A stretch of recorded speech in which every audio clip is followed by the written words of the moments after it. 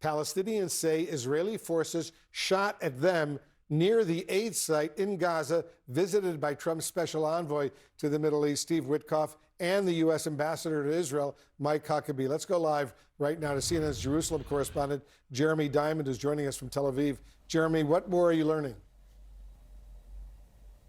Well, Wolf, this certainly isn't the first time that we've had reports of gunfire directed at Palestinians trying to seek aid from these Gaza Humanitarian Foundation sites.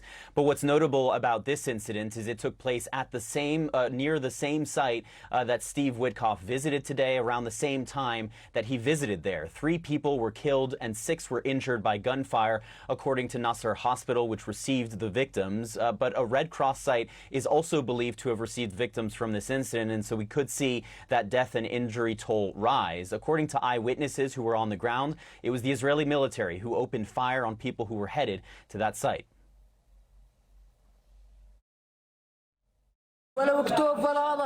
As soon as Witkoff arrived in the area, there was random gunfire. The shooting intensified, along with drones and quadcopters in the air, and they started firing at people. Bodies are scattered all over the place. We can't survive like this. Open the crossings. We want a truce. We want to live. For the sake of God, we want to live. People are literally battling each other. Witkoff and his visit are nonsense. As we arrived, young men started getting shot. I haven't been to the aid area for 40 days, but I came today because the envoy was going to be there. What happened in front of me was shocking. Even before, when I used to go, I never saw what I saw today. Today was madness.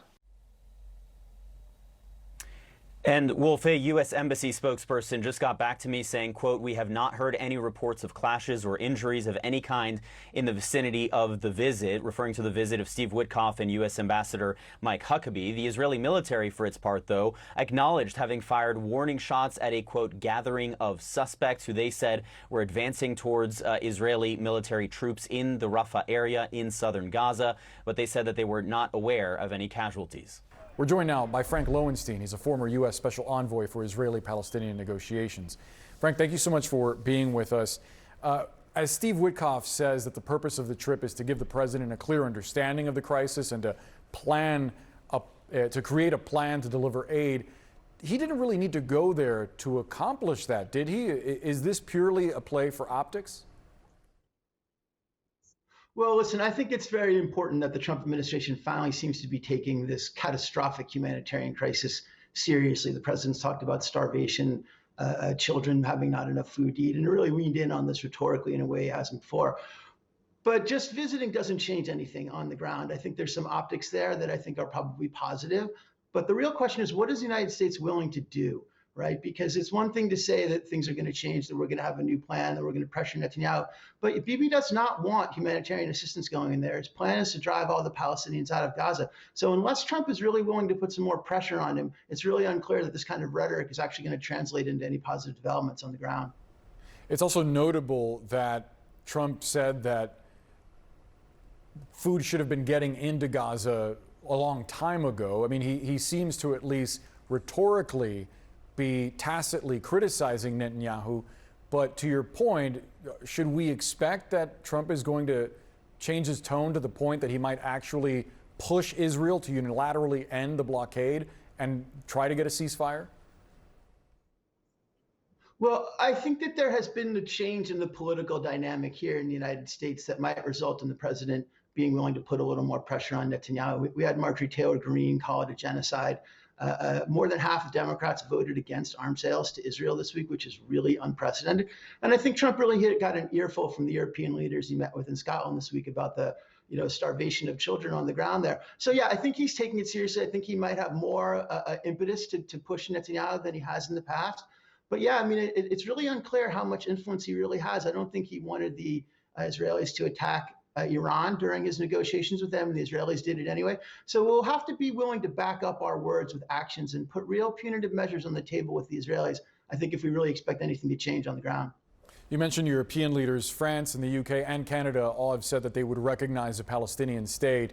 I wonder, on the other side of this, what incentive there would be for Hamas to then enter ceasefire negotiations if they would secure a version of statehood, apparently without preconditions? Yeah, it doesn't really make a big difference on the ground recognizing a Palestinian state. I think it's a reflection of a lot of frustration in European countries with the situation in Gaza. And also, they wanted to make a symbolic point about the importance of the two-state solution. But I don't see that as having a huge impact on Hamas's calculus on the ground there. They're trying to negotiate for an end to the war. And Israel wants all the hostages out. The question is, what are the mechanics around that solution, that ceasefire solution? Is Israel willing to withdraw all of its forces from Gaza? Are they willing to allow an international peacekeeping force to come in there, an interim Palestinian government, as the Egyptians and others have suggested? Because if their long-term intention is really the permanent occupation of Gaza and the implementation of what they see as the Trump plan, I really don't see how you're ever going to get all the rest of those hostages out. Yeah, and it's sort of the conundrum at the core of this entire thing. If Israel will not stop until Hamas relinquishes control of Gaza, and Hamas refuses, then what is there but perpetual war?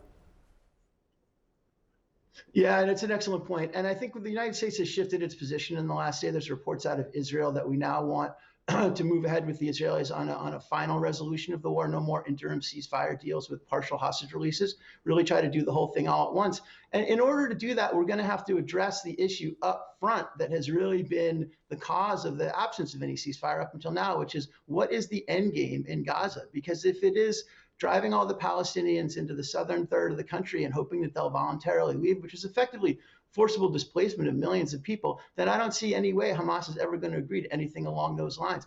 I think it's significant that the Arab League just came out with a statement saying Hamas needed to disarm. That's a new development. It's a really critical part of this. The question will be, how much pressure can they put on Hamas? But they've got to work on Hamas, and we've got to work on Israel, because neither side is going to agree to a ceasefire unless they have significant external pressure. Joining us, Dr. Zina Salman, a pediatric oncologist and a co-founder of the organization Heal Palestine. It's a U.S. charity that delivers urgent relief and long-term support to Palestinian children and families. Dr. Salman, thanks so much for joining us. I know you have completed more than a dozen medical missions inside Gaza personally. How desperate are the needs over there right now? Well, thank you so much for having me and for shedding light on this important issue. The situation has gone from bad to worse every single day. Well, for 21 months now, we are witnessing now what was malnutrition has become starvation and widespread famine. We are witnessing the decimation of a healthcare system entirely, to the point that people can no longer seek medical care. We are witnessing children who are 2 years and now going into their third year of missing school, who've lost family members, who've been displaced dozens of times. The situation is dire. Dire indeed. On Wednesday, Dr. Salman, you began the largest known medical evacuation of wounded children from Gaza to here in the United States. Can you talk about that? Can you tell us what's going on? That's right, Wolf. It's a small silver lining in a really desperate situation. I'm a co-founder of Heal Palestine, a US-based NGO that's been providing care since January of 2024, since the situation began, really. And I can say that we are so grateful to have been able to evacuate 11 injured children, 37 total family members out of Gaza. They were received by our team in Jordan, consisting of social workers, nurses, doctors, medical coordinators, nutritionists, and more, to assess their urgent medical, physical, and mental health needs as well. We are glad that we're able to bring these kids to the United States, and we, as the leading nonprofit, doing medical evacuations for children that come to the United States. And when these kids come, we'll be at 65 children that we've brought here and over 100 family members. When that happens, these kids will come here to communities where they'll get medical care, mental health care, education, primary care, and so many more of the needs that they've missed for almost 2 years now. Once healed, will these children remain here in the United States, or do you expect they will go back to Gaza?